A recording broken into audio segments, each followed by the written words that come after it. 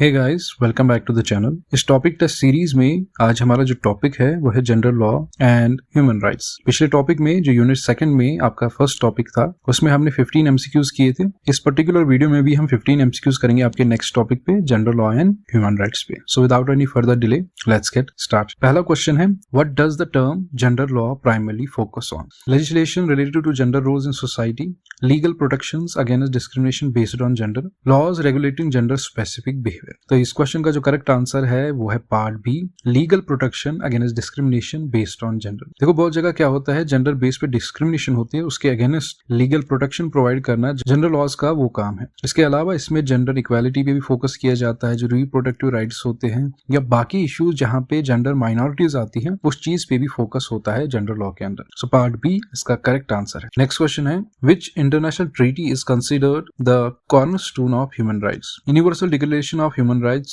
Convention on the Elimination of All Forms of Discrimination Against Women, International Covenant on Civil and Political Rights और none of them। वो कौन सी international treaty है जिनको women's right की cornerstone कहते हैं? इन treaties में, इन तीन ट्रीटीज में आपको बताना है कि इसका करेक्ट आंसर क्या है। तो इसका जो करेक्ट आंसर है वो part B, conventions on elimination of all forms of discrimination against women. इसको कॉर्नरस्टोन कहते हैं ह्यूमन राइट्स का। क्यों? इसमें सभी वो डिस्क्रिमिनेशंस आते हैं जो वुमेन्स के खिलाफ होते हैं, और एक तरह से इन्होंने एक एजेंडा सेटअप किया है जो नेशनल एक्शन को खत्म करने के लिए। इसका मतलब है नेशनली जो भी जेंडर डिस्क्रिमिनेशन होते हैं अगेंस्ट वुमेन, उस चीज को खत्म करने के लिए ये ट्रीटी बनी है। नेक्स्ट क्वेश्चन है, which of the following is not considered a human right? कि नीचे दिए गए ऑप्शंस में वो कौन सा राइट है जिसको ह्यूमन राइट कंसिडर नहीं किया जाता है एज पर लॉ? पहला, right to education, right to health, right to marriage, right to work. तो इसका जो करेक्ट आंसर है वो है part C, right to marriage एक फंडामेंटल सोशल इंस्टीट्यूशन है रादर देन एक राइट है। इसको एक ह्यूमन राइट को कंसिडर नहीं किया जाता है। However right to marry and family बनाना बहुत सारे इंटरनेशनल ह्यूमन इंस्ट्रूमेंट्स के अंदर आता है, लेकिन इसको कंसिडर नहीं किया जाता है एज ए ह्यूमन राइट। तो पार्ट सी इसका करेक्ट आंसर है। नेक्स्ट क्वेश्चन है, what does the term gender inequality refers to? कि जेंडर इक्वालिटी का क्या मतलब है? आई होप ये क्वेश्चन तो आप सबको आना चाहिए। Treating man and women as equals, promoting women rights only, giving womens more rights than man, और none of above. Gender equality का मतलब है कि हम दोनों को इक्वली ट्रीट करें। तो पार्ट ए इसका करेक्ट आंसर है, treating man and women as equals. Next question है, which of the following is an example of gender based violence? Gender based violence जो होती है, नीचे दिए गई उसकी एक एग्जांपल है, आपको रिकॉग्नाइज करना है वो कौन सी एग्जाम। क्या रॉबरी एक जेंडर बेस्ड वायलेंस है? क्या डोमेस्टिक वायलेंस एक जेंडर बेस्ड वायलेंस है? क्या प्रॉपर्टी डैमेज एक जेंडर बेस्ड वायलेंस है? और नॉन ऑफ ये चीज हमने पहले भी की थी पिछले वीडियो में। तो इसका जो करेक्ट आंसर है वो पार्ट बी, डोमेस्टिक वायलेंस एक एग्जाम्पल है किसकी? जेंडर बेस्ड वायलेंस की। और ज्यादातर ये चीज जो होती है अगेंस्ट वुमेन होती है, और बहुत सोसाइटीज में वुमेन्स इससे काफी इफेक्ट हुई है। तो पार्ट बी इसका करेक्ट आंसर है। नेक्स्ट क्वेश्चन है, what is the purpose of UN human rights council? क्या मकसद है इस पर्टिकुलर काउंसिल का? To promote human rights around the world, जो ह्यूमन राइट्स है उनको प्रमोट करना। To enforce human right laws, जो ह्यूमन राइट लॉज होते हैं उनको एनफोर्स करना। और टू प्रोवाइड ह्यूमैनिटेरियन एड, और नॉन ऑफ एबोव। तो इसका जो करेक्ट आंसर है पार्ट ए है, to promote human rights around the world. यही मकसद है यूएन ह्यूमन राइट्स काउंसिल का। हालांकि इसको कोई अथॉरिटी नहीं है to enforce human rights, but एक तरह से एड्रेस करता है जो ह्यूमन राइट्स वायलेशन होते हैं बहुत सारी जगहों पे, उस मैकेनिज्म के ऊपर ये काम करता है। सो पार्ट ए इसका करेक्ट आंसर है। नेक्स्ट क्वेश्चन है, which of the following is not a right protection under the universal declaration of human right? तो ऑप्शंस क्या क्या है? Right to freedom of speech, right to privacy, right to internet access, और right to work. इसमें easily आपका answer recognise हो जाता है। तो पार्ट सी इसका करेक्ट आंसर। नेक्स्ट क्वेश्चन है, what is the significance of Beijing declaration and platform for action? इसकी क्या इंपॉर्टेंस है वही आपको नीचे ऑप्शंस में दी है, आपको वो रिकॉग्नाइज करनी है, वो करेक्ट आंसर बोलना है। तो इसका जो करेक्ट आंसर है, Beijing declaration and platform for action एक हिस्टोरिक रोड मैप था जो 189 गवर्नमेंट्स ने साइन किया था। और इसका जो प्राइमरी मकसद था, एक तरह से कमिटमेंट इन्होंने रखी कि हम जेंडर इक्वालिटी पे ध्यान देंगे और वुमेन्स एम्पावरमेंट पे ध्यान देंगे। हालांकि एक तरह से ट्रीटी नहीं है, एक पॉलिटिकल डिक्लेरेशन थी जो 189 गवर्नमेंट्स ने साइन किया था। तो पार्ट ए इसका करेक्ट आंसर है। नेक्स्ट क्वेश्चन है, which of the following is an example of indirect discrimination based on gender? नीचे दी गई एग्जांपल है, आपको रिकॉग्नाइज करनी है। एक तरह से वो डायरेक्ट डिस्क्रिमिनेशन नहीं है, इनडायरेक्ट डिस्क्रिमिनेशन है जो जेंडर बेस पे होती। पहला, refusing to hire a woman because she is pregnant, कि एक वुमेन को हम हायर नहीं कर सकते, कोई जॉब नहीं दे सकते क्योंकि वो प्रेग्नेंट है। Paying women less than men for the same work, women's को लेस सैलरी देना देन मेन एक ही काम के लिए। Requiring all employees to work full time, कि सारे एम्प्लॉयज को कहना है कि आपको फुल टाइम काम करना है। और नाना पे देखो, हमें पता है कि वुमेन्स को हायर नहीं करना क्योंकि वो प्रेग्नेंट है,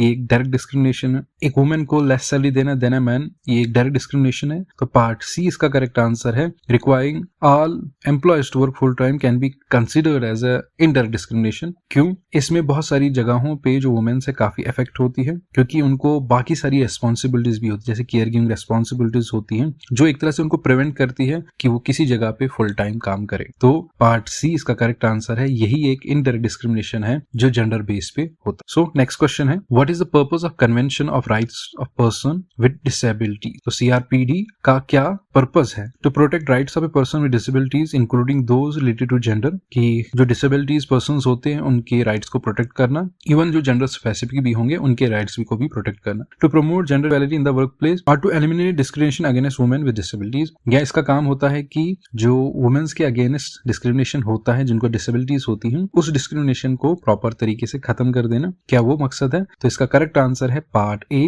the convention on the right of person with disability, CRPD का काम है कि जो पर्सन विद डिसेबिलिटीज होते हैं उनके राइट्स को प्रोटेक्ट करना है, जेंडर स्पेसिफिक भी, और एक तरह से फुल प्रमोट करना और उनको एक दिलासा देना कि वो पार्टिसिपेट कर सकते हैं बहुत सारी चीजों में एक पर्टिकुलर सोसाइटी में। तो पार्ट ए इसका करेक्ट आंसर है। नेक्स्ट क्वेश्चन है, which of the following is a key principle of gender mainstream. Key principle क्या है जेंडर मेन स्ट्रीमिंग का? पहला, promoting women rights over mens rights, treating man and women equally in all policies and programmes, giving priority to women in decision making process, और none of above. तो इसका जो correct answer है वो है part B, treating man and women equally in all policies and programmes ही gender mainstreaming का की प्रिंसिपल है। हालांकि इसमें कोई भी एक तरह से अहमियत नहीं मिलती वुमेन्स को ओवर द मैन, लेकिन इसमें कहा जाता है कि बोथ जेंडर्स को इक्वली ट्रीट किया जाना चाहिए, चाहे किसी तरह की भी कोई पॉलिसी या प्रोग्राम निकलता है। सो पार्ट बी इसका करेक्ट आंसर है। नेक्स्ट क्वेश्चन है, what is the significance of convention on the elimination of all forms of discrimination against women, CEDAW। इसका क्या इंपॉर्टेंस रहता है? तो पहला ऑप्शन है, it is a first international treaty, ये पहली इंटरनेशनल ट्रीटी है जो वुमेन राइट्स को as a human rights consider करती है। दूसरा, it is a treaty to eliminate all forms of discrimination against women education, it is a legal framework for gender based violence prevention. तो इसका correct answer है CEDAW एक पहली international treaty है जो वुमेन राइट्स को एड्रेस करती है एज ए ह्यूमन राइट्स। और ये एक तरह से एजेंडा इन्हें सेट किया है कि हमें जो वुमेन्स के या गर्ल्स के पूरी दुनिया में जहां पे भी है उनके राइट्स को हमें प्रोटेक्ट करके रखना। पार्ट ए इसका करेक्ट है। क्वेश्चन नंबर 13 देख लेते हैं, what is the role of special rapporteur on violence against women, its causes and consequence. पहला, to investigate and reports on incidents of violence against women, to provide legal representation to women survivors of violence, to advocate for the prevention and elimination of violence against women, और none of. तो इसका correct answer है part C. जो UN human rights council है वो investigate भी करती है, मॉनिटर भी करती है और एक तरह से सोल्यूशन भी रिकमेंड करती है, ताकि कहीं पे भी अगर वुमेन्स के खिलाफ कोई वायलेंस होता है उसको एलिमिनेट करने के लिए भी सोल्यूशन प्रोवाइड करती है और उसको प्रिवेंट करने के लिए भी सोल्यूशन प्रोवाइड करती है। कौन? UN human rights council. Part C इसका करेक्ट आंसर। नेक्स्ट क्वेश्चन है, which of the following is an example of gender specific law. नीचे दी गई एग्जांपल्स है 3, डी पार्ट में नन ऑफ अबव है, आपको बोलना है इसका correct answer. Law prohibiting gender based violence, law granting paid maternity leave, law protecting the right to education for all, और नन ऑफ अबव। तो इसका है correct answer part B. Law granting paid maternity leave is an example of gender specific law. जाहिर सी बात gender specific है तो यहाँ पे मैटरनिटी लीव की बात है, क्यों? ये जेंडर स्पेसिफिक मिलती है, वुमेन्स को मिलती है। नेक्स्ट क्वेश्चन है, what is the significance of international covenant of economic, social and cultural rights, ICESER। देखो ये जो फुल फॉर्म्स है एक तरह से इन बेस पे भी आपको क्वेश्चन आ सकता है, तो इस चीज का भी आपको ख्याल रखना है। कहीं पे अगर इस तरह की आपको फुल फॉर्म्स पूछी जाती है तो इनके फुल फॉर्म आपको पता होनी चाहिए। तभी एग्जांपल्स में इनकी मैंने शॉर्ट फॉर्म भी और फुल फॉर्म भी मेंशन कर दी। ऑप्शंस क्या है? It recognises the right to education as a fundamental human right, is the first international treaty to address women's rights as human rights, it protects economic, social and cultural rights including right to work, right to social security